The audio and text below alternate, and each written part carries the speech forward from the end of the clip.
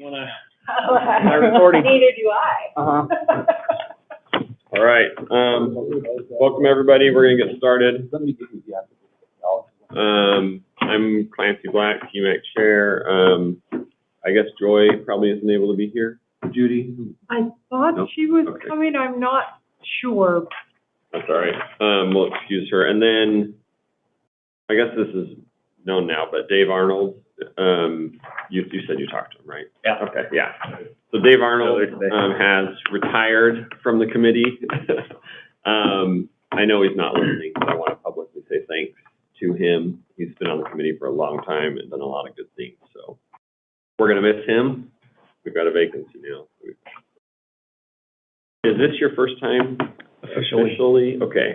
So we've also got, Jeff McLaughlin, who's in District 3, who's here officially as a member for the first time. So welcome, Jeff.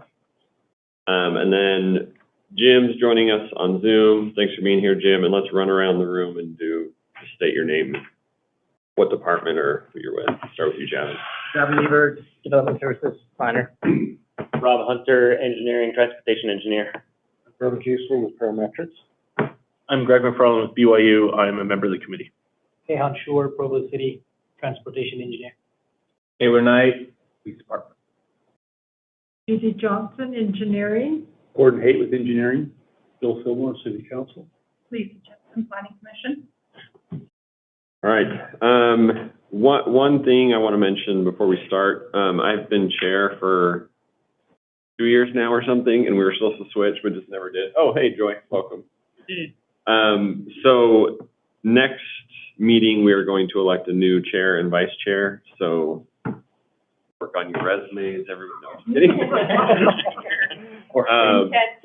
It wasn't on the agenda, so we're not doing it today, but we'll do it next meeting. We need to approve minutes from the May 19th meeting. I was not there, I don't believe. So, do we discuss anything from those minutes? Or does somebody- I don't think so. We sent out the minutes, in preparation for the June meeting that we then had to cancel, so. Right. They were wonderful, by the way. Yeah. They were all correct. I've read them 3 times and I just really cherish them, but I don't remember them anymore. I was on vacation and read them. They were so enthralling. I believe that was the meeting when the police presented, if I remember Yes. correctly. Okay, I'm gonna briefly look at them so that we can, legitimately make a motion. Yeah, so I'll pull them up here. Hopefully, let me just stop sharing and reshare once this pulls up to make sure that I'm sharing them. Oh, we talked about the Timpview Drive thing, how that shut down. And the police talked about their, putting cars at certain places to deter speeding and other violations. We did have a brief introduction about what we're going to be talking about today with the Safe Streets for All. And then we were going to talk about general topics, but we were already late at that point, so. All right, I would make a motion that we approve those minutes from May 19th. Unless I need you to call for that motion. No, I did, I think. I Okay. probably didn't use the right language, but yes. Okay. Thank you. Do we have a second? I will second that. Okay, and all those in favor? Here's unanimous. Okay. Thank you, and we'll go to item 3, our Safe Streets for All grant overview. So go ahead, Rob. All right. So we're going to be talking that this is basically the agenda item because of, as we get into it, you'll see what the timetable is, the importance of it. But I'm going to start out going over to the overall Safe Streets for All grant program as part of their bipartisan infrastructure bill. And then Vern Kiesler, who's our consultant with Parametrics, that the team lead, will, I guess, go into further detail about what we're doing to prepare the safety action plan associated with the Safe Streets for All. So let me pull this up and then put it on screen so that Jim can see it. Let's see. Okay, if I do that, then it's not going to work. Here we go.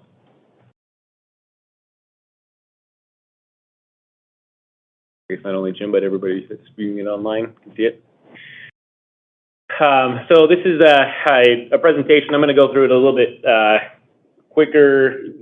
Feel free to than I did with the council. I think that took probably about 45 minutes. Not to say that ask any questions that you want, but if I take 45 minutes, I'm not leaving much time for Vern, who's the star of the show. So, but kind of as a brief overview, I'm going to talk about the grant, the timeline of how we got to the point that we are today, the timeline that we presented to the council of kind of how to make this successful, the timeline that we need to follow going forward towards the September 15th deadline. Then we'll maybe stop for initial questions.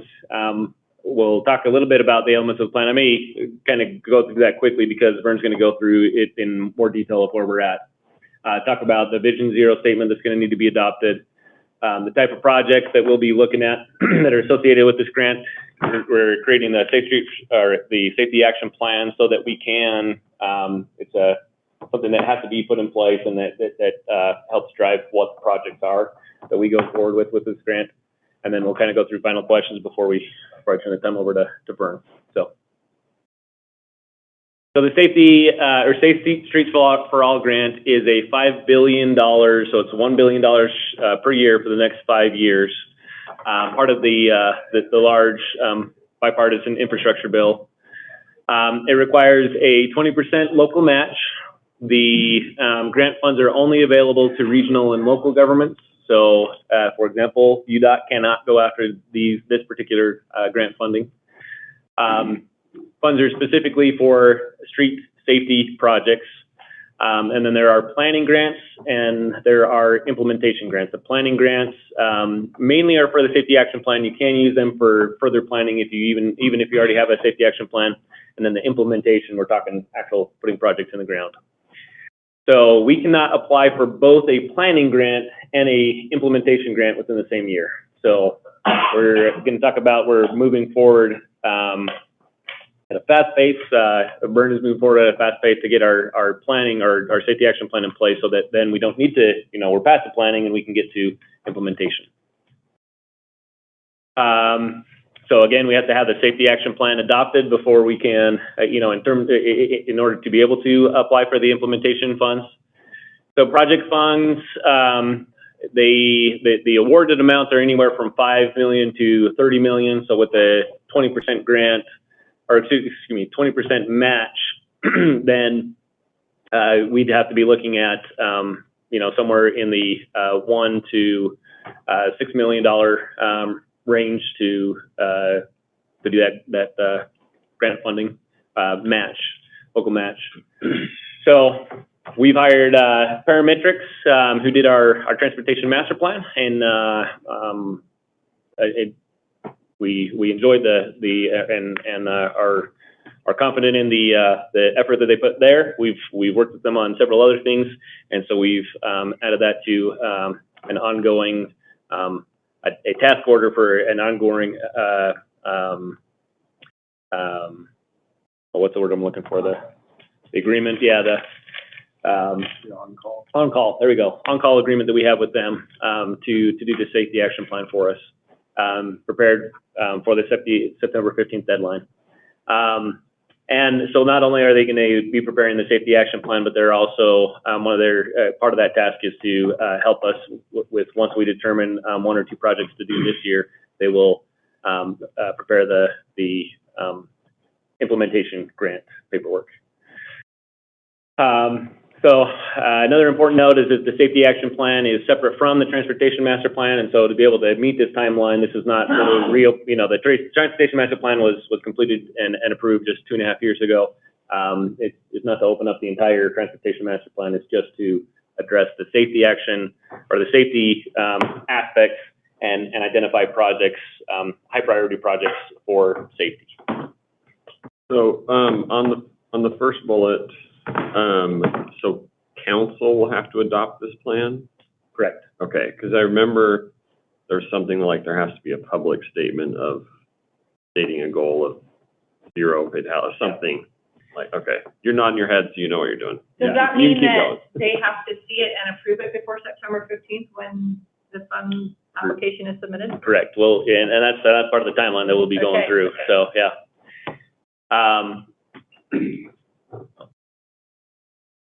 So the timeline of kind of how we got here, so the notice of funding opportunity was opened May 16th, but there wasn't a whole lot of information. It was kind of just dump it on the site, and everybody was kind of, you know, going through. There were some, in some ways, there were more, you know, it left a lot of questions of, okay, exactly what are you looking for, and exactly how do we do this, unanswered in that initial one. And so they held some webinars between June 13th and June 23rd, and it wasn't like on the 13th they said, here's everything you need to know. I mean, those are three that did cover different things. The first one was a general overview. The second one was if you're going for the action plan grants, and then the 23rd was implementation grants. And so in late June and early July, we had internal discussion. I was talking with Vern about his insight. We were talking with the Mountain West Association of Governments because they were talking about and are continuing to discuss doing going in for a joint safety action plan for the entire MPO. So we were kind of in discussions. Now that everybody's kind of trying to distill all this information, you know, what's the best plan going forward? And then as we got towards more the middle of July, we really started focusing more around it makes sense to us to really see if we can get a safety action plan completed before the September 15th deadline. Because if we do, that puts us a year ahead of where almost everybody else. Our understanding of the feedback, I've not talked to Salt Lake personally, but my understanding from UDOT that they had the understanding that Salt Lake City was also going to try to finish up their safety action plan, so they could go in for project funding. Talked about it internally, talked about it with Vern and said, hey, what do you think? And we started trying to really coalesce around that. And on July 27th, we signed the agreement with Parametrics to move forward with that. So just to kind of show you that, you know, so that's 2 months after the notice of funding opportunity was given out, but, you know, we're still trying to distill information such that even on August 1st, they gave an update to their notice of funding opportunity. So we're getting the information as fast as we could, trying to make a decision as fast as we could, and this is kind of where we're at. And again, September 15th is the implementation grant applications are due that day. So that's the date that we got to work back from. The action plan application or implementation? Implementation grant. So we have to have the safety action plan adopted and the implementation grants submitted by September 15th. So what that means for the council and really for you guys too is we did this same presentation to the council at the last work meeting. Obviously, we're doing this download to you guys today. We'll go back to the council to give them a status update next Tuesday. And then in 2 weeks after that, that's the last council meeting before the implementation grants are due. And so to make this all work, we would need to have the safety action plan ready for them to approve on September 6th. That item can't get bumped. That item would not be able to be bumped to meet this Right. deadline. Is the intent of the August 23rd work meeting presentation so that when it goes to them on the 6th, it's ready for approval? Yeah, we're trying to make sure that there's absolutely no glitches. Yeah, that we're giving them information, like status updates, to where it's not silence until the day we actually need them to adopt it. Council loves streaming. Yeah. I know. And there may not be as many implementation applications because it's so fast. Well, and you have one for planning 1 year, and then we're just going to skip. So I know the 6 counties north of us, urbanized counties north of us, are all working together with WFRC for a planning grant, right, except for Salt Lake. I think they're doing it alone. So it's possible that only us and Salt Lake in the entire state will apply for implementation grants this year. It's possible. Don't they come out of the same pot of money though?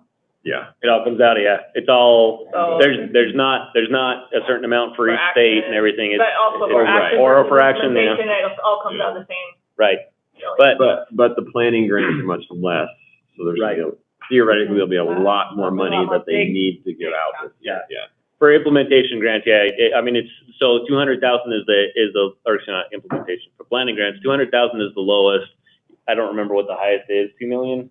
I don't know. If we're not doing that, I don't This remember. doesn't matter. Whereas these are what, Yeah. Or these are, 5 to 30, 5 to so 30, we'd have to 1 to come up 6 to or 1 to 6, 20. yeah. So these are much bigger, and so that's the whole thing, is that the Biden administration is gonna wanna show, we believe, gonna wanna show that there are projects in the ground even from year one.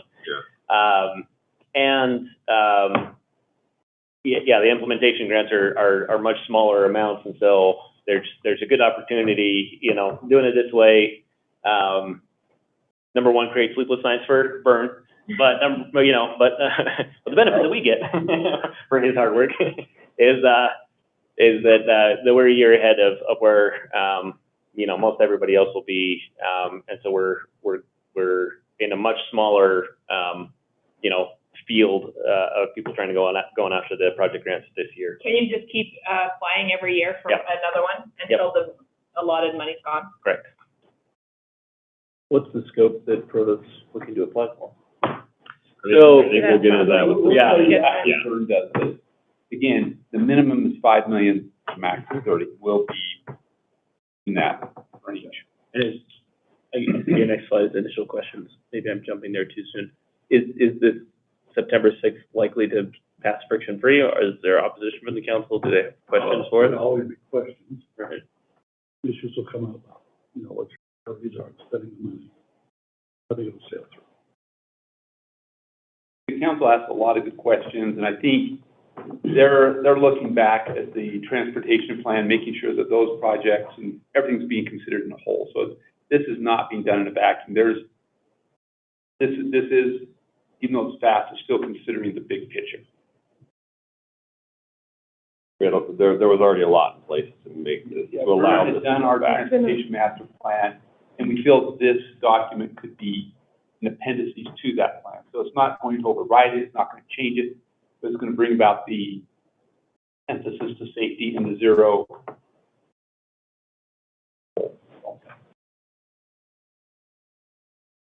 Other initial questions before I move on? So, to be honest, I'm going to somewhat skip the elements of the plan because Vern, you're just going to go over that with it. But there's a lot of so we did address safety. There were things that we had already addressed in our transportation master plan, but it didn't meet all the qualifications. That the safety action plan is very geared towards safety only safety only safety emphasis.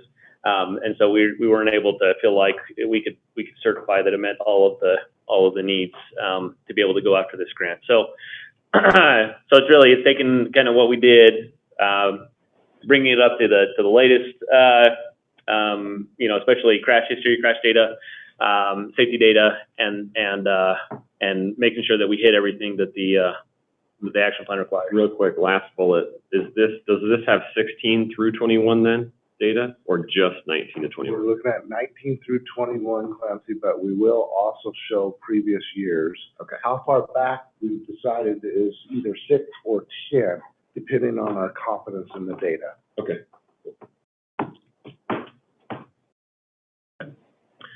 So, kind of see through there, we're going to talk just a little bit about this Vision Zero commitment.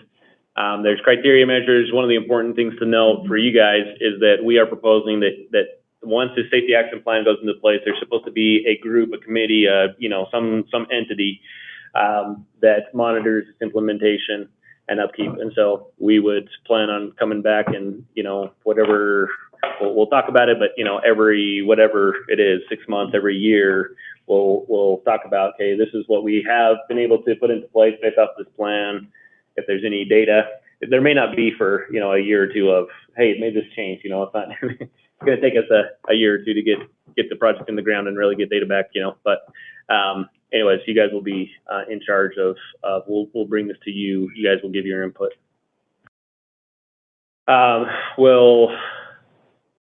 Yeah, so, and then that last bullet point, especially like, Gordon was saying, our thought is to make this an appendix to the transportation master plan, to where when we, in 2 to 3 years, because it's already been 2 years, in 2 to 3 years, when we open back up the transportation master plan and do an update, then we could look at the safety action plan.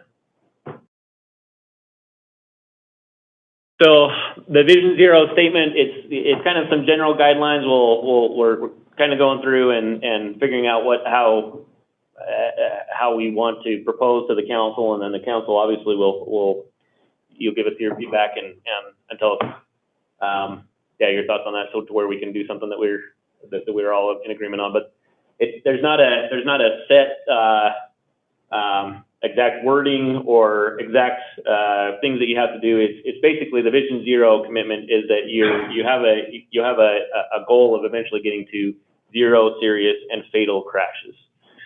And so, as an example, UDOT in 2016 had kind of a specific reduction, which was 40% reduction by 2030. So that's about 2.5%, reduction in fatal serious crashes annually.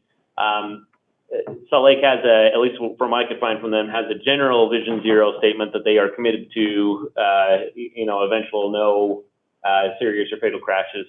And then they have, links to the crash data and different things like that. But there's kind of broad ways we can, there's some, I think some leniency or whatever we want to say, we can kind of decide of how we want to do that as a city. But the basic commitment is that we are working towards a goal of 0 fatal and serious crashes. Okay. Is that cars only, or we can include bikes and other modes as well? All users. Yep. Okay.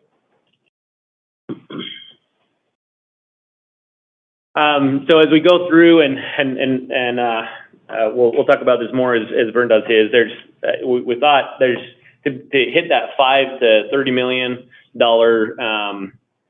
range of the project funding, and then we'll be adding $1 to $6 million. So we're talking anywhere from $6 to $36 million projects.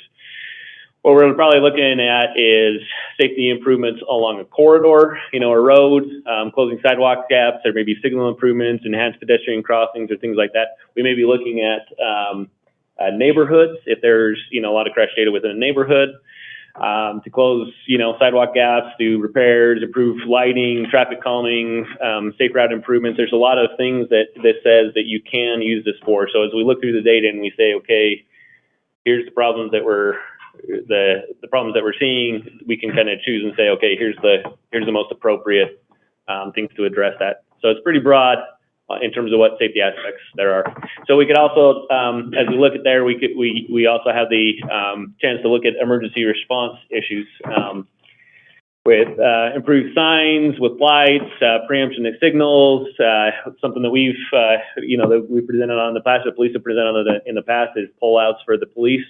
So we can, anyways, there's a lot of things that we could use this on. We're looking through the data, because what we need to be able to do is show, to really be competitive, is to show, the data supports the projects, and determines the projects that we're proposing, as opposed to pre-selecting and then trying to Jimmy rig the data to make it say what we want it to say. A couple questions about this. Are you just looking at crash data, or are you also looking at like speed enforcement data and things like that that could be indicative of unsafe situations, but that have not caused crashes that we can tell? Only looking at crash data for this particular plan. Okay. And then you have emergency response, but does that include enforcement measures? Speed cameras or other things like that? That was a general, yeah. So I tried to put it in kind of a shorter slide. Here's all the things that you could do, is like a page of a lot of anything that will reduce. So enforcement's a part of it, all those things. So it has a lot of things.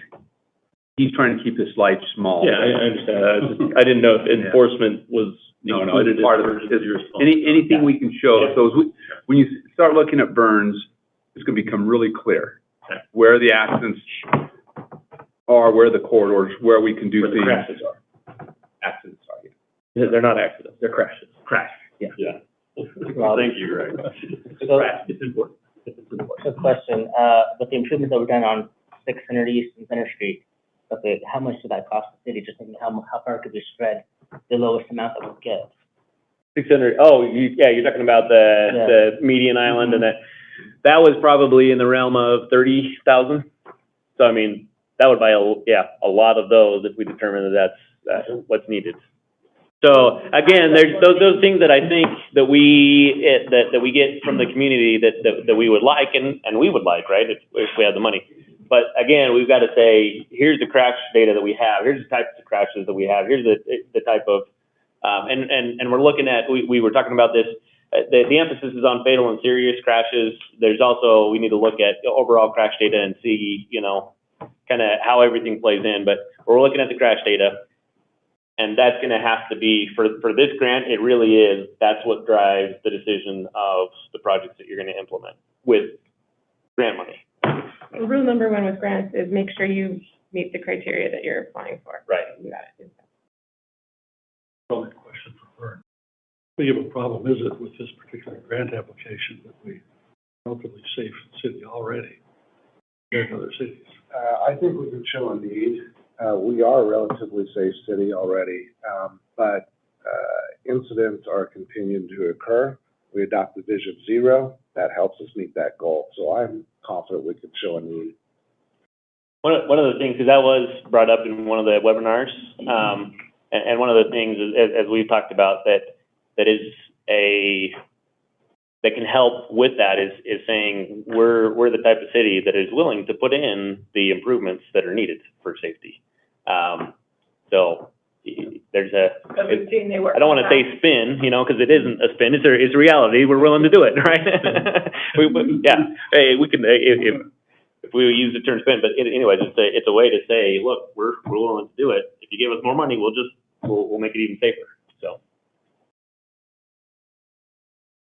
Okay, so everybody's good with that? All right. Yeah, let's go to the action plan, Vern. Let me pull up. If you want to see the full presentation, you can tune into the city council meeting last time and watch. Yeah, there's a lot of good questions. And you can get a good feel for the council's thoughts on these things. So it was good. Okay, well, let's get right to it. I think it's great strategy. Joy and Clancy already recognize the importance of saying, hey, let's go for the implementation grant because fewer communities are going to be ready and available to do that, as opposed to most of them going after the smaller action plan grant. So we hope to be extremely competitive, and while we never guarantee that our grant writer will be successful in seeing our projects selected, we certainly put our best foot forward. These are the, I need to go here. Oh, yeah.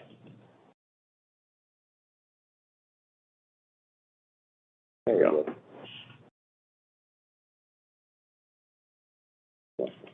Okay, so there are 8 different sections to the safety action plan. We have about 4 weeks to complete a safety action plan.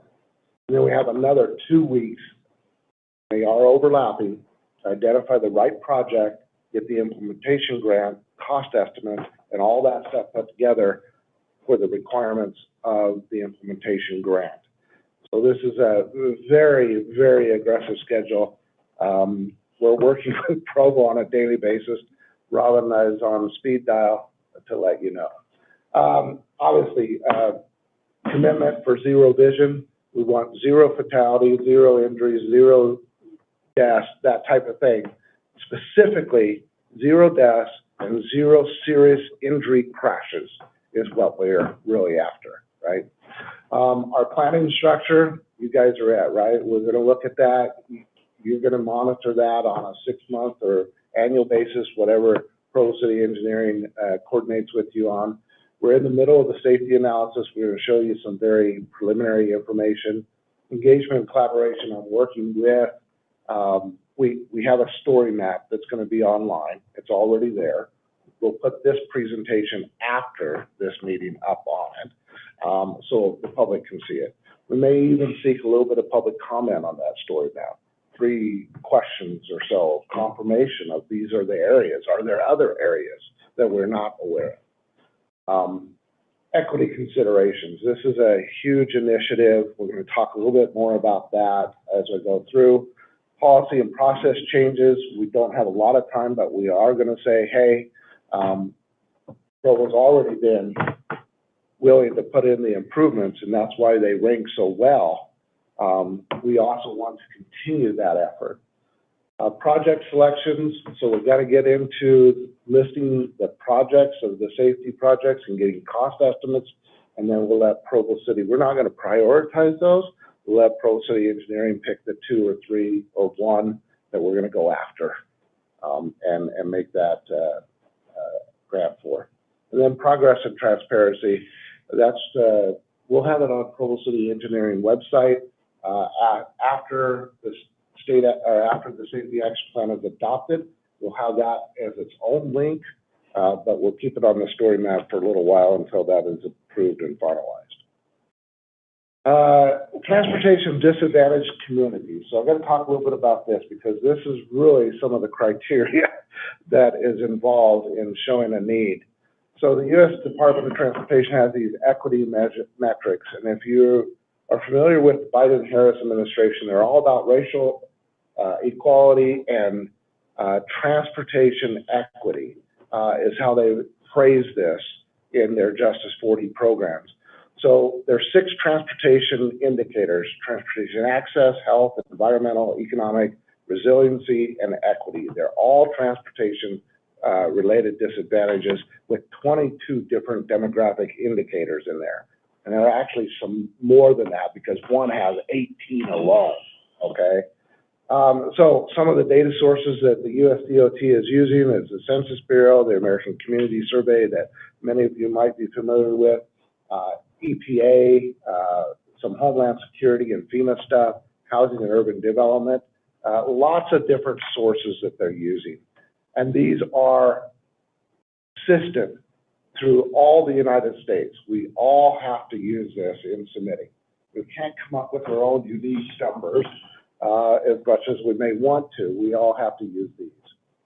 So there are 22 indicators, as I talked about. They talked about a percentile if it's greater than 50% or equal to that, usually just greater, less than, they would do the transportation disadvantage categories, not back to greater. So no tracks in Provo had more than 4 categories. So that's kind of good, but you're going to want to see this map, right? You're going to say, well, where are these disadvantaged areas in our community? Yeah. What is tract? A census tract is a geographic boundary made up of census blocks and census block groups that have all types of data that we answer in our decades. So you're saying in order to be eligible for the money, they have to have at least met 4 or more of those disadvantaged categories? Not necessarily, but it helps. Okay. So it helps to meet that criteria, yes. So we meet it, but not the top. We have 10 areas that meet it. 10 census tracts of the 22 in Provo or 26 in Provo. So those 10 meet it fairly well. And so we will be looking at those pretty intently, and you will see the data drive us there. Okay. So the 22 little things that we just briefly go over, for transportation access, they look at commute time, if there's a vehicle available in the household, what the walkability index is, and the amount of income spent on transportation. For health, they look at 65 and older population, the uninsured, and those non-institutional population that with a disability. Environmental disadvantage, of course, homes built before 1960, they look at lead paint, look at our air quality, cancer risk, particulate matter 2.5, and ozone, as well as traffic proximity. When we get to the economic side, less than a high school diploma, we look at renters. Of course, we have a high number of renters in Provo as a college community. Unemployment, income inequality, doesn't rank very well on that from a gender perspective. Below area median income, below federal poverty level, and then housing costs, of course. And we all know what housing costs have done in the last 3 to 5 years. Resiliency disadvantage, they had this at 50 and they were just pulling up way too much. And so they did amend this to 75, which is better. It had 18 different hazards. So some of the hazards I'll just lift off the top of my head: avalanche, volcanic, wildfires, flooding, fault lines. I mean, there's just a whole host of these that you have to really, really dig to find. And then the equity disadvantages is English speaking. So out of the 28 census tracts in Provo, 10 are transportation disadvantaged communities or areas. That accounts for over 35% of Provo's population. So over a third of our population falls into that category. Here are the areas. Now, I'm pretty familiar with Provo. I've lived in Provo. I went to school at BYU. I'm pretty familiar with Provo City, and I will tell you, I was surprised on two things here. One, I was surprised that the tree streets were involved in this category. And two, there's no really surprise on the half of BYU campus where a lot of the student housing was. I personally lived in the Joaquin neighborhood for many years, and I was a little surprised that the northern 2/3 part of the Joaquin neighborhood was not included. Lots of students in that vicinity. So the data, it may be just my mindset. The data is not going to be perfect, but we have to use this type of data. This we can't change. This is law. Right. Put Oak Hills, The areas south of the park, the big thing. There are a lot of renters in that, and certain streets in the tree streets have a lot of renters too. And there's a lot of small, old houses. Yeah, they do. And, yeah, we have a great diversity of. There's also no public transportation on that side of the city. Absolutely. So that, A little bit of like, I live in the southeast, not up that far north, but there's no access. You have to walk to get to public transportation in that whole block of the city. And there's not many bike lanes on 90 East or some Yeah. other sections of the area in place. Yeah.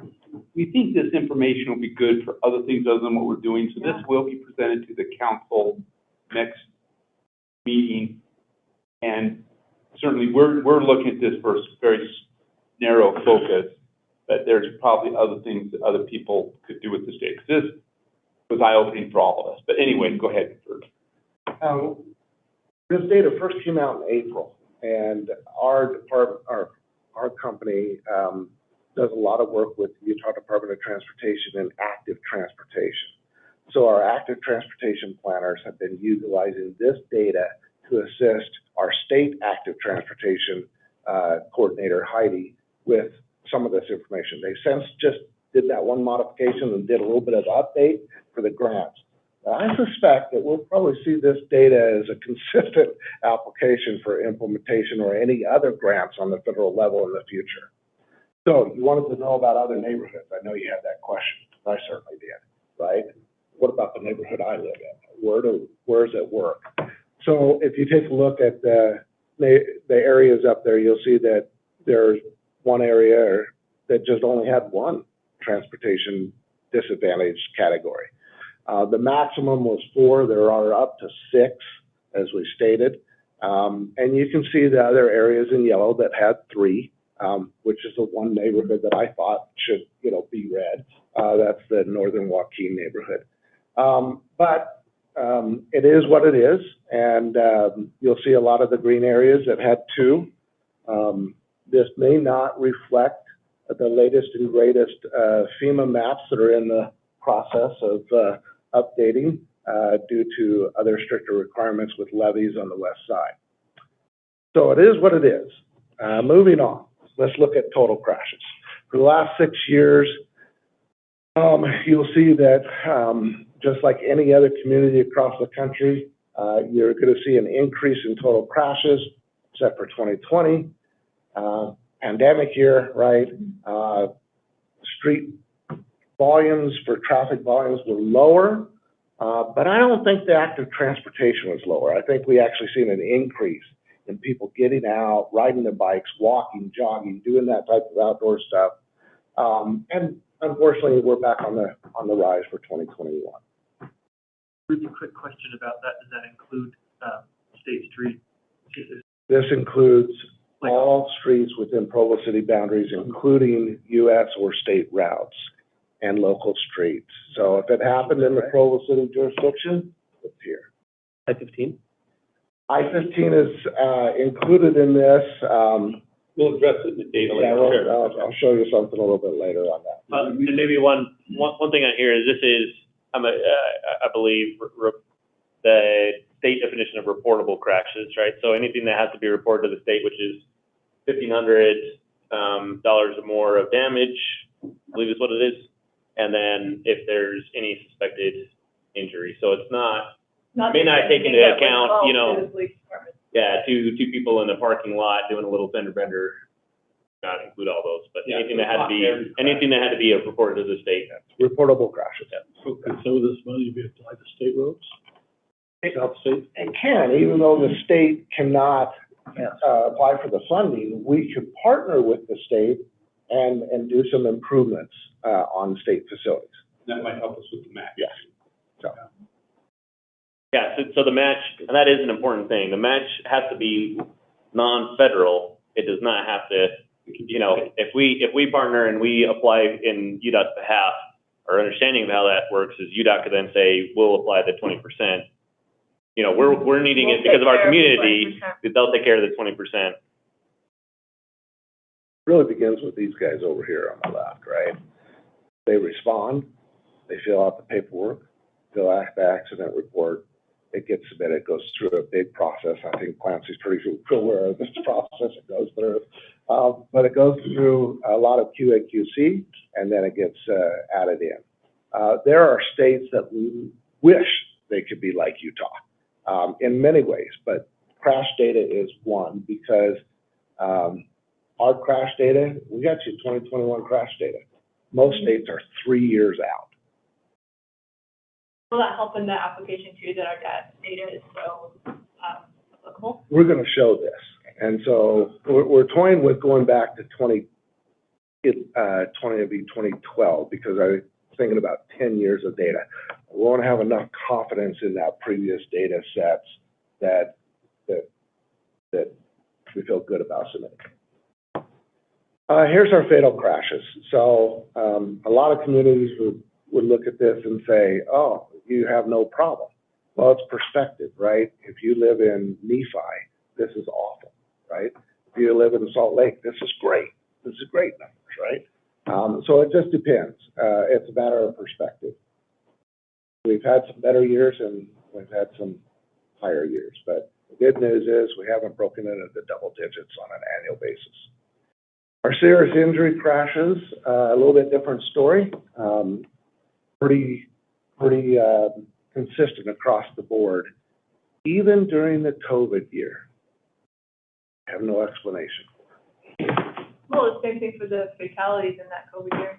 Despite the lower volumes of traffic, the fatalities were. Yeah, that was a national trend. Fatalities were higher in 2020. Well, and even though the overall crashes were lower, it was a higher percentage of, serious and fatal. And I think that's reflected in a lot more people, a lot more motorized, non-vehicular traffic out on the And road. vehicles driving faster because less volume promotes more riskier behavior. Yeah. Right. What constitutes a serious injury? There are about 5 categories. So fatality, serious injury, crash, it's basically hospital. You have to go. If you transport the hospital, then treat on site generally. There's not like out. pages that define it, but you have to be a doctor to understand it, to be honest. Well, and oftentimes it's called a suspected serious injury because the guy filling out the report doesn't know what happened at the hospital. Curious for whether you break that out according to the age groups of the drivers. Normally, we would do that. Our time constraint is such a way that I would love to be able to show you that. I recently did one for the state of Utah and one for the state of Idaho on railroad crossings across the statewide. And it's interesting to see the age cohorts. We'll see what we can do. We are under the time constraint, but I would love to see it myself. I feel like that would be useful for like next year's grant, so that you could do like a public, like an advertising campaign that addresses traffic groups. It'd just be on sheer curiosity. Yeah. I mean, family groups or whatever, we have a large component of teenage and college age drivers. We have a large component of senior citizens, right? When we did the transportation master plan, and we don't do a plan without looking at safety, so we always have a chapter on safety. Chapter 3 in the current plan, that day it was 15, 16, and 17. Bulldog, at the time, Bulldog Boulevard was a big issue, right? We had all these incidents. Why? Because it's next to Provo High School, where we had a whole bunch of teenage drivers. Left turning. Now we're on the 6-lane road. Bulldog's not as bad. Why? Because we don't have those 16-year-olds driving and right next to Provo High School. A lot of that's changed and moved out west, where the other high school is now located. Anyway, that's kind of fun stuff to look at. They're not turning left across 6 lanes of traffic. We would love to have a little bit more time. We want to meet the minimum requirements in the safety action plan. We're kind of checking the box with the basics requirement, so we can certify the plan, get the council to adopt it, and then move to that implementation grant. We just got 3 weeks left. But there's always opportunity to come back and do more. Okay, bicycle-involved crashes. This is something that we just got to do a better job at. Statewide, nationwide,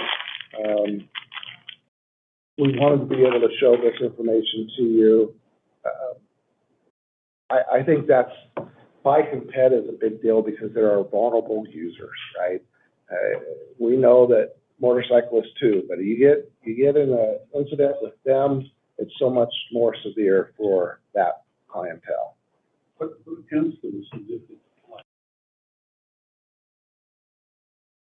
Well, this was lower volumes, okay, in 2020, so we had lower traffic volumes on the roadways. And so that kind of helped. But what we saw from that, and the police can chime in here, they created habits of speeding that has not been seen in so many years. Can't get control of it. Everybody is doing high rates of speed, and they're speeding everywhere.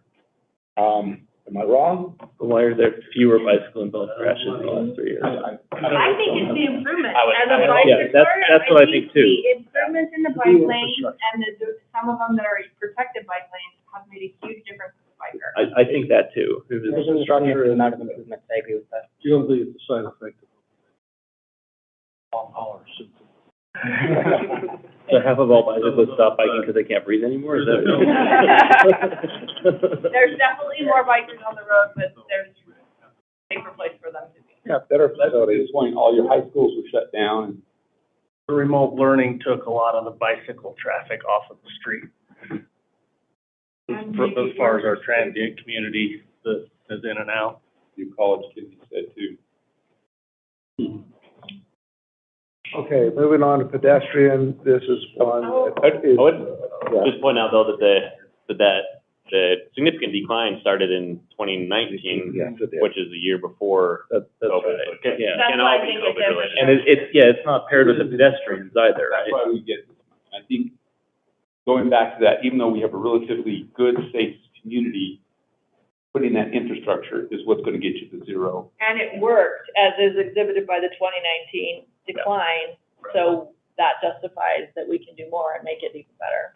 And to add on to that, even year 20 was the pandemic year, lower volume, but people were using a lot more bikes because of the quarantine and they want to kind of keep up with their health. They can't go to gyms, they don't do longer outer state visits because everything is shut down. So they were using a lot more bicycles. At least that's one thing that I noticed in Salt Lake area, a lot more bikes just to maintain their health and physique and whatnot. So Clancy, what you missed is we've determined that infrastructure on bike has helped to improve a reduction of bike crashes, bike-related crashes. So And of course, pandemic year, lower volumes, other things as well. Moving on to pedestrian crashes, that's, of course, our most vulnerable. And as walkable as some parts of Provo City is, we have, university here. People do a lot of walking. And we can always look toward improving facilities. And one of these projects could be a major bike ped project that would improve safety for future plans. So who knows?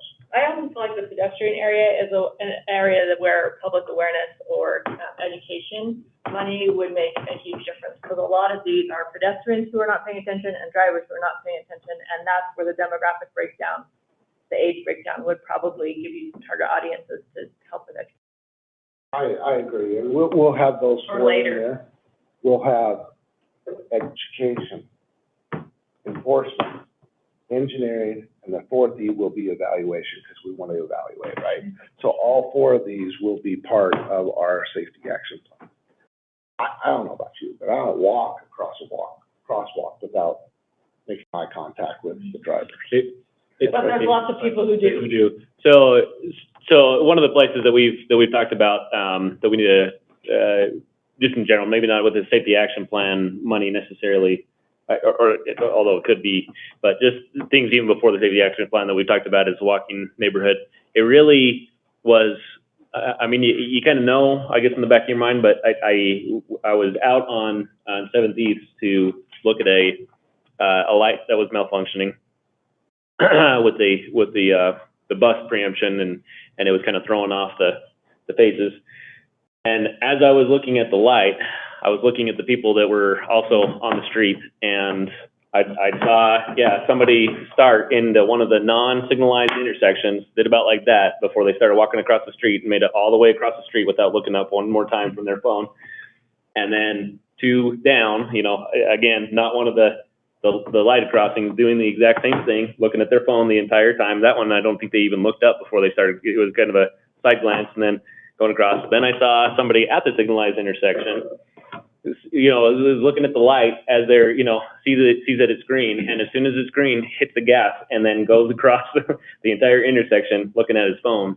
And I'm surprised we don't have a lot more crashes. I pay a lot of attention to this, and I see people texting on their phones while driving more than I see people not texting on their phones. Yeah, scary. I'm more surprised when I look at, they're not texting. That's great. Yeah. I agree. I think as we talk about doing some implementation projects, I do think that we need more, there's an opportunity for more infrastructure on the ground, but I do think that a component, I don't know that a $5 million education program necessarily, but at least some money towards education with a larger. Sound system that every intersection says, look up. But no, there's a lot of evidence so that education campaigns actually don't change it. The end user. So we need to be thinking about enforcement and design. And we could have an education component, but we have to recognize that it really won't do very much. And our time is, 1:30 is when we end? Okay. I will say, I run a nonprofit called Utah Operation Lifesaver. We run it for the state of Utah. It's safety at railroad crossings. We teach driver's ed, new drivers, and truck drivers and bus drivers in the state of Utah. Since 1972, we have had an 83% reduction in the number of collisions at railroad crossings through our educational efforts. Now, technology has increased. The engineering design and the lights, gates, and bells have helped. But still, nearly 50% of all my collisions in the country occur at railroad crossings where we have a full complement of lights, gates, and bells. So education with engineering, with enforcement, and evaluate that on a constant, regular basis is going to prove dividends for any action plan, I think. Okay. My son just went through driver's ed, and he had to watch so many videos on drunk driving and angry driving and texting and driving, and he is convinced he will never do any of those things. He's almost traumatized from it. They had to watch so many, and I thought he'll never watch they'll never watch those videos again. But he's already decided how he's gonna handle it. Yeah, but you know what? My daughter made the same, decision, and I noticed it's creeping into her habits because everyone around her is doing it. And so even though she's doing better than them. And she feels more comfortable driving, Yeah. and, like, we really should have, like, mandatory license renewals every 10 years or something, where we make everyone watch. And you can't drive with children in the car, because it's also a distraction, like, we should make all sorts of rules. Yes, yes. No carpools allowed. I started the distraction, but Vern does have a lot more data to go through. Let's get through a little bit more of this. I apologize for the long PowerPoint. Red and orange are going to be your serious fatalities and serious injury crashes. As we talked about earlier, yellow, blue, and green, green's no injury whatsoever, but still resulted in a crash.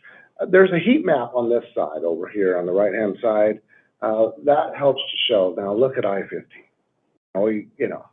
I don't think it's our goal to do any safety improvements on I-15, although I will tell you, my personal belief, if we had to do one on I-15, it would be the southbound ramp at Center Street, right?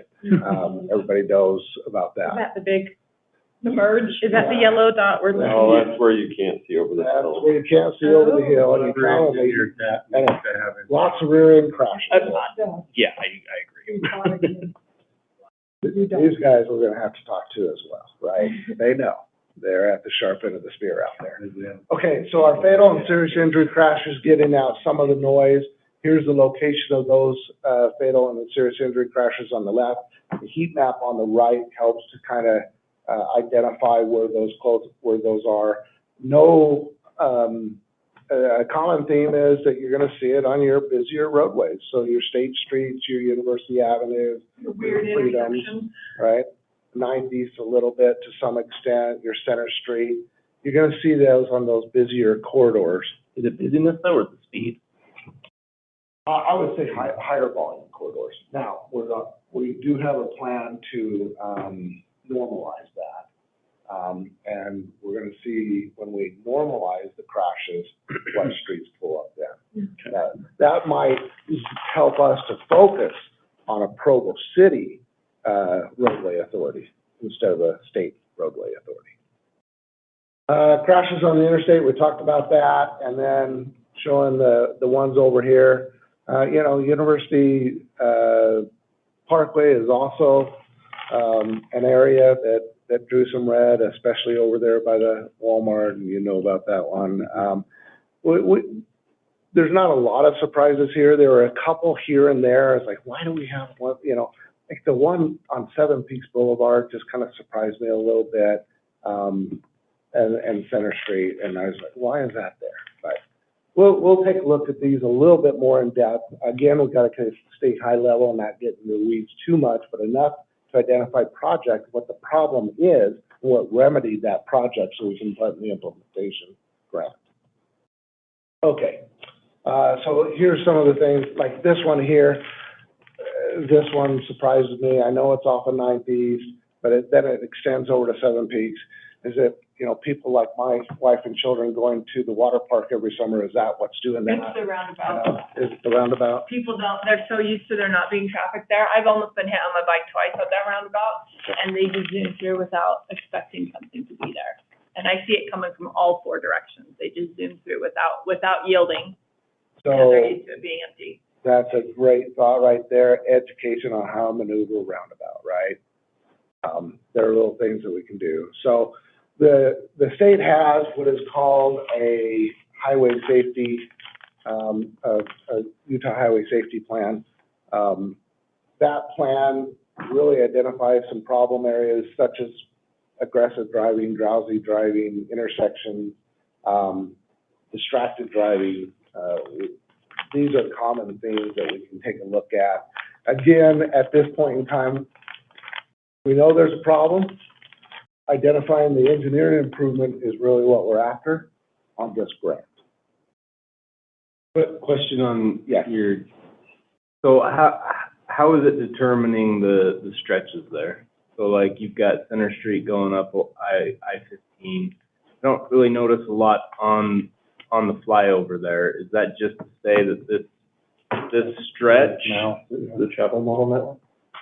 It's Most accidents, and again, I'm asking just so I understand, most accidents I see are more localized to that traffic light or in. Where they put the new light in. Independent. I would bet that dark line there is because of the Prior to crashes that? that are at the light, before the light was. And that's just my question. Is For that just for showing, the hey, in this fly-off. area, or is Before we actually saying there's data that? We could go back, Giving that course. we could go back to the number of the incidents and look at that, but I will, we could go back, let's just go back. Again, he stripped out all that, so there may be more accidents in a certain 3-1. location, but they may not be the injuries. There's just that one, when we start to look at that area, there's only that one of serious injury. But the heat map shows there's more there, so there's more underneath that. Yeah, it looks like I believe there's either two serious or there may be even a fatal underneath that serious one. So there have been, I'm looking at the new metric data. It looks like since 2016, there have been 3 serious or fatal accidents at the turn and only 1 on the flyover. Yeah. Yeah, and it grabs that stretch and says, okay, we got, just like this one that bothers me too, is this one right here. We had a fatality here. Just a little bit further. It's a little bit further west. Yeah, 2 of So them. we had a fatality there that then highlighted this whole segment. And again, do we have a real problem down there? I'm not sure that we do. On the last bullet point, the location in the transportation disadvantaged areas, are we finding an intersection then of the crashes in the proper areas? Is there a, In those like in red terms areas, of projects? Yeah. zones. They have to meet both, right?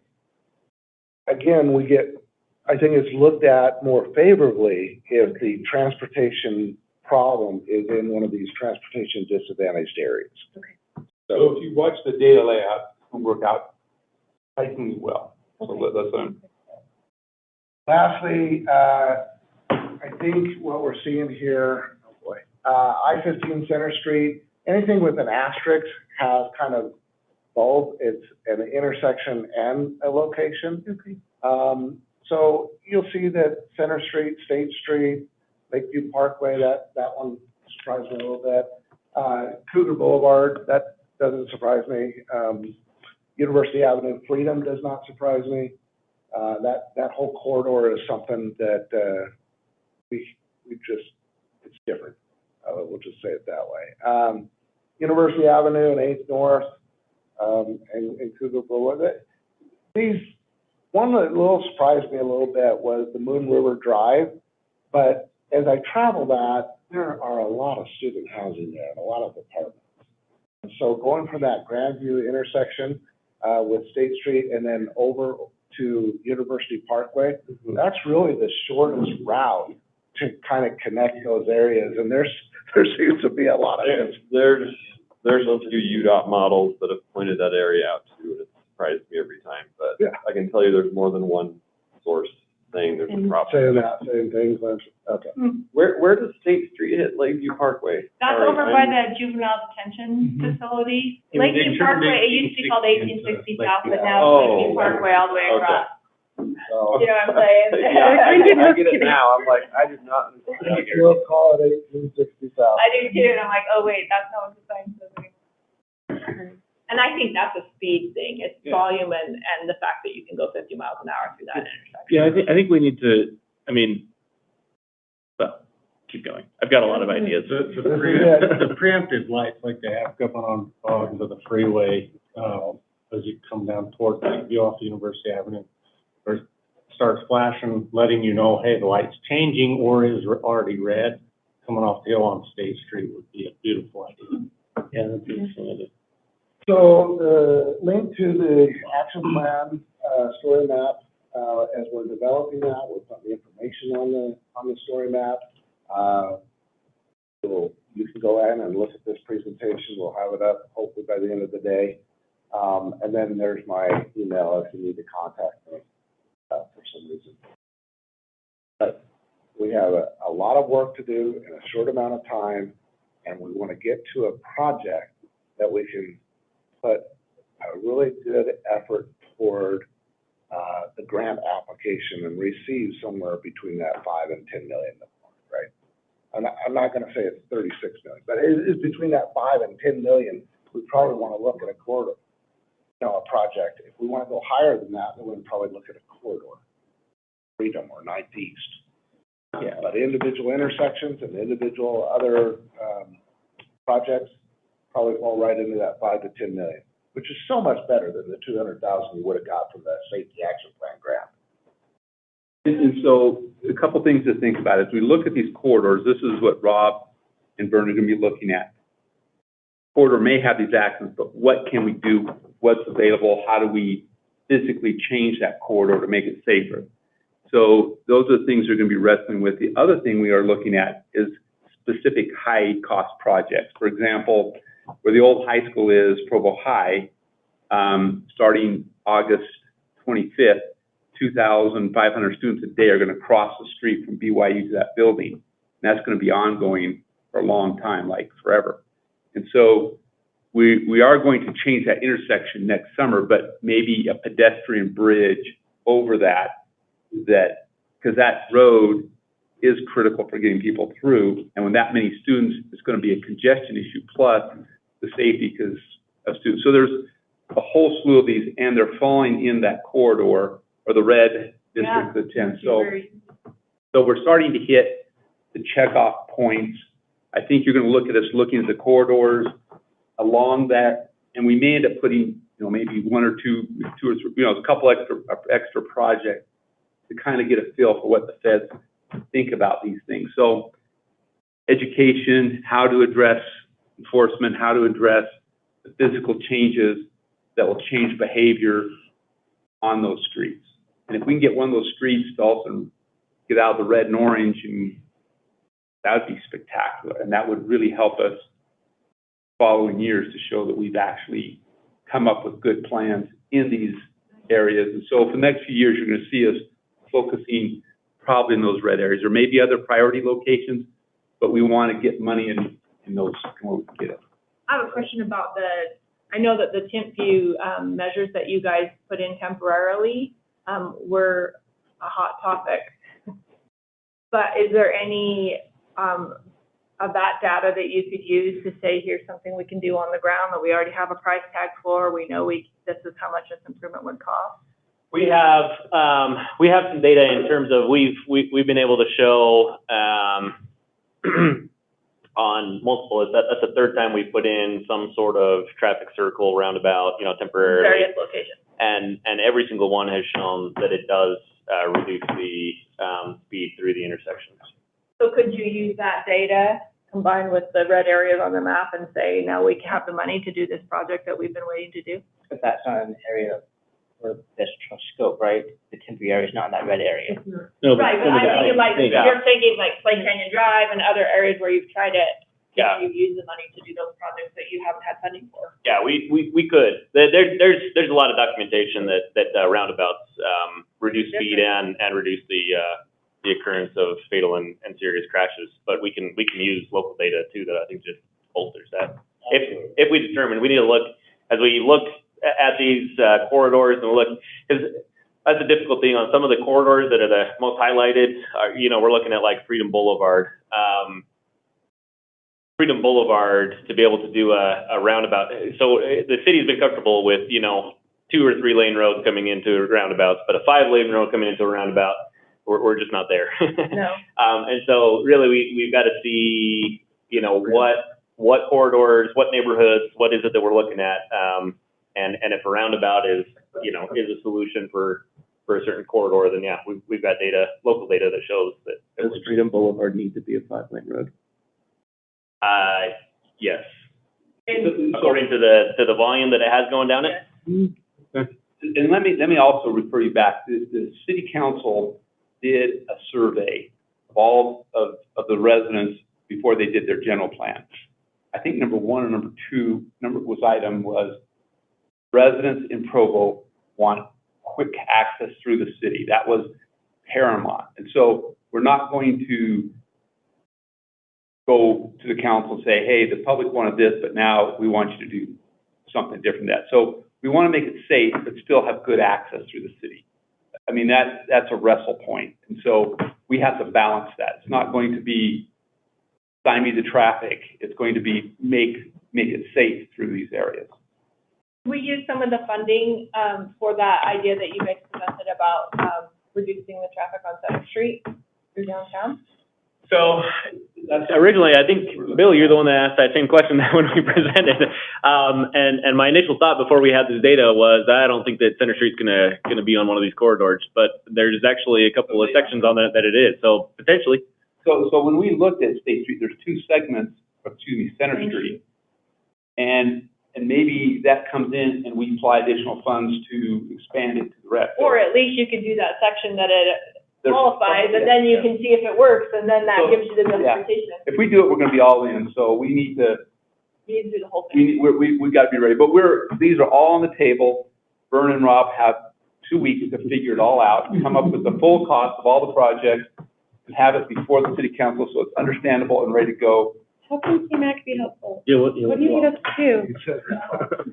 Do we need to have an emergency meeting? I'm just not sure. What would you looking for suggest to do? drugs, meth, maybe. We'll go wait outside. Oh, sorry. Just thought that, I forgot. I think the text to the safety action plan story map link would be helpful, because quite frankly, you're not gonna see this plan until it goes to the city. Right, they're gonna see it first, right? We brought it to you, we want to inform you, because you're gonna be the committee that's gonna need to kind of babysit this thing through.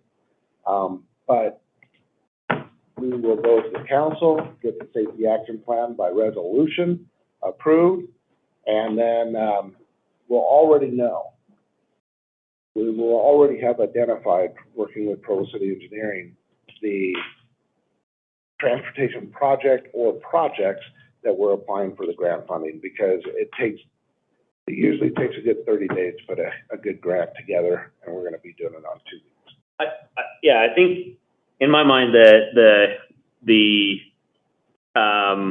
role that TMAC plays is the long-term role, because we are putting this together quickly because of the time frame that this grant application is putting in, and it gives us an opportunity to be able to get some implementation money that we know that we need. We'll decide which of the projects really fits which projects that need to be done really fit the mold that this grant is forming for us. But the long term, like I said, TMAC is going to be then the one that will make regular presentations, get regular feedback from you. This is something that needs to be implemented soon, but it is something that then, once it's a plan, that's our plan. That's what we're going to be working off of, that plan, right? So you can always update the plan and get more in depth, like we talked about with cohorts and the age and even other things. We look at daytime versus nighttime crashes. We can always do that. Right now, we have to self-certify that we're meeting the requirements of the safety action plan and the SS4A grant stuff. So we'll self-certify. We tried to do that early on. We looked at chapter 3. We were able to check 3 of the 4 boxes of the required ones. And then I think there was supposed to be 4 of the next 6 you had to check. Yeah, we felt it was just a hair of a stretch to self-certify that. So I really feel much better about the approach of using their 8 sections and writing to those sections and self-certifying that. So let me tell you, when the money comes, for example, on a corridor, it will have some specifics, but it's going to have a lot of generalities in terms of how we may work with pedestrian crossings, the bikes, the traffic, and different things. And so the final detailed plan is not going to happen in 2 weeks. There's going to be this corridor, and we're going to apply these things at roughly this cost, and so at that point, there is going to be, I don't want to say flexibility, but there's going to be a lot of new decisions. Well, can we make this intersection with these features here? Well, at that point, there's going to be a time. We won't be as rushed I won't be, these guys will be, but we'll be able to sit back and really evaluate. So the actual, once we have the grant, you know, we don't know where the touchdown, if we do a pedestrian, or is it gonna be here, how we can do it, we do it bike, all those things are later decisions. And if we have a corridor that we're trying to do, or if we're trying to do State Street or Center Street, how we're going to run those features, we had a lot of things we talked about, but the details of those all can come after the 15th, after we have the grant. So there's a lot of work to be done, and I think that's where it's really fun to plan things, but it's a lot funner to plan things with money. and then you actually can implement it. And I think, you know, I really liked what the police said. You know, they had these ideas of putting in these places for enforcement. And I think cameras aren't really used in Utah because we tagged the state legislator once, but I think if we have their presence in a way that helps remind people, because I'm telling you, if you're texting and you look up and a police officer's making eye contact with you, that's exciting. I don't want to say nothing. We're on TV. So I'm just saying, the enforcement and looking up and knowing that one could have been seeing you there, there's just a lot of features that we're going to have to design into this thing. And I think your input after the 15th, we should really zero in on some of these details, and we'll need everybody's input to get there. And then when we take the actual plan, we'll get the actual, because I tell you what, if let's say we get a grant for $8 million or $10 million, we still don't know what the project's going to cost because we don't got the design. It's going to take a lot of work to get to that. You know, I've guessed a lot of numbers in my life, and I've never guessed one right yet. So you get close, but that's what we're going to have, and then we're going to go do it. And then that will tell you something about next year's grant. And think next year's going to come quick? Yes. You meet once a month. That's 12 meetings to figure out how to do next year's gig. Do you have to start from scratch with next year's grant, or can you just we already build have off the of- plan. Once the plan's been submitted, we can just. But I'm hearing some things that we may want to look at some of these demographics, and that may target us, college kids, high school kids. We may see a huge bounce of accidents down by the new high school site. We don't know. And so we'll look at things and say, we got to do some things because we're going for zero major or fatal crashes. So that should be always in the back of our mind when we're doing this. You know, the thought strikes me that even if we don't get a buck on this, it's a good thing to have the safety action. Oh, yeah. It's a good thing to have this as an appendix to the. We want the public to know we're going for zero. That's the goal. But, I was going to ask one more question. Slate Canyon. We've had a lot of complaints in that area. People speed, I think, using it as a major corridor. You've got cars on both sides of the street, little kids darting out. I didn't see much on the heat map. Yeah, you know, that's a very good point. Slate Canyon is one of those that we put up some temporary roundabouts on, right? Yeah. I think we went out there and did pictures. I went out and took pictures of them. And we're not seeing. Let's go to the heat map. There we go. So, yeah, Slate Canyon's got a little bit on there. on there. Show me And that's if you take into account It's all. that windy road on the far right. Yeah. Slate Canyon is this New metric road right is here. showing no fatal or serious crashes on that road. When we- 2016. When we, Surprising to you. Yeah, I don't know. I've got family in Slate Canyon, so we're down there all the time. Zoom, zoom, zoom, zoom. I know. Well, then you may be more attentive to it because you're there. No, it's real, but I think it's it's not. not fatal or serious. It's not serious crashes, Yeah. because that's what we found. If you look at the overall, it's still within a fairly typical collector road. Actually, we did that one on a crashes per million vehicle miles traveled, which is a pretty common normalizing thing. And it's on kind of the middle of the higher end of Provo, but that's well within the norm of nationwide. And so it is something that we want to address before it gets to, but yeah, there's not, as of today, there's not a lot of serious or fatal crashes. Yeah, I would have Or thought, any, before all that, I would have thought this might take some to Slate Canyon for a roundabout. But it doesn't look like a high priority. Well, let me normalize the data on that, and let's see if it does show up, okay? But see, look, there's a lot of crashes on the If you, incident map, it's just, they're not fatal. But again, if we're getting federal money to do certain things, then we use city money for other things. Frees up, yeah, Right, frees up so, money so it's not that we ignore other things, we just, Essentially frees up some money. yeah, because I think this federal money, I really like the idea, initially, we really trying to get in those red census districts, just because I think it checks the box, and I think it, We can reallocate it for infrastructure. Yeah, there's a lot that's happening in Provo from University Avenue to the west, in those neighborhoods that are all red. And Money to work on. I think, yeah, No shortage. so I think we have plenty of projects in the all red area that we can be successful. I think we can land some really good money for those things. I think in doing those things, other parts of Provo are gonna say, we want those too, and that was gonna give us ideas, it's going to be good, it can give us some momentum to think about how this goes. So when the federal money runs out, does it ever run out? Who knows? But, you know, we could. And to come back to your question, how TMAC can help with that. So what exactly Rob and Gordon said that, with these areas that we're identifying, the disadvantaged areas shown on the red, with the project, we don't have to actually do something there. We don't have to make those improvements, design, enforcement, education, doesn't have to be within that area. But that does improve our chances of getting the grant. Now, with TMAC's help comes into the play later on, because we don't have to specify to them that we're gonna be building roundabout, or this is what we're gonna do to make improvement.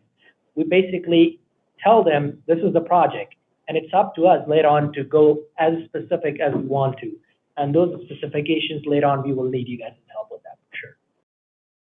Zach, Rob, Vern, next couple of weeks. thank you. Hope it goes well. Be wise. Good team working on So, do we have any last questions? Here, go ahead, Rob. Well, and I was, just to help set the expectations too, for Bill, for you, I don't think, and I'm speaking in Vern's behalf here, but I don't think we're gonna have, finalized implementation grant ready for you guys to review at your 6th meeting.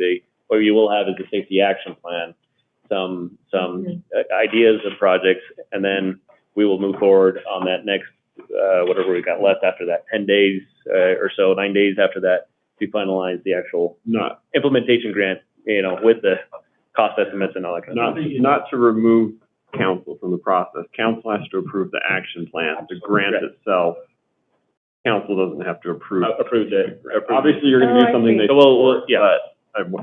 Yeah. Yeah, so set the tone in your preliminary. Yep. Be prepared to be peppered with a lot of questions about it. I fully expect that. I love what you said, though. I think that's a good, presentation for the council, is to remind them that if we can focus our efforts on these areas, then money will be freed up for these other areas that you have projects in your jurisdiction. I think I'm going to comment. So right now, the state's mandating that we do station area plans on UVX and with the front runner. So as these areas develop, we have things set in motion. And thinking we may have more pedestrians, bicyclists that live near and proximity to this transit. So then these are in areas outside of this red area, but just other things to think about, and as we utilize some of this data in the years to come. The station area plans are a big deal right now, and there is one professional planner in the state of Utah that said even the consultant industry doesn't have enough capacity to complete those plans under the timelines. So basically getting people to and from the station. So it'll be all on you, Jeff. And we will be talking about that more next time. Well, thank you, Rob and Vern, and everyone involved. Committee members, anything else you mean to bring up, or? Just for the next agenda, you talked about, electing a chair, but Rob also talked about possibly having, saying we want to have 2 alternates so that they can be appointed. So I was just informing that needs to go through the administration, because the way that the TMAC is set up, well, really all the committees are set up is that the administration determines candidates to bring to the city council for the, Is that something we would need to address on the agenda next month to say, yeah, go ahead and do it? Or is it something you can just say, yeah, it's probably a good idea? the code already, the code basically says the way it's supposed to be done. of the committee. Okay, so we don't need to talk about it. I don't know that historically it has been always filled, but I'm just saying that is our plan to actually to fill that, yeah. Okay. We will go ahead and adjourn then. Thanks, everybody. One more really important piece of information. I put some No. sandwiches in the fridge for the last hour.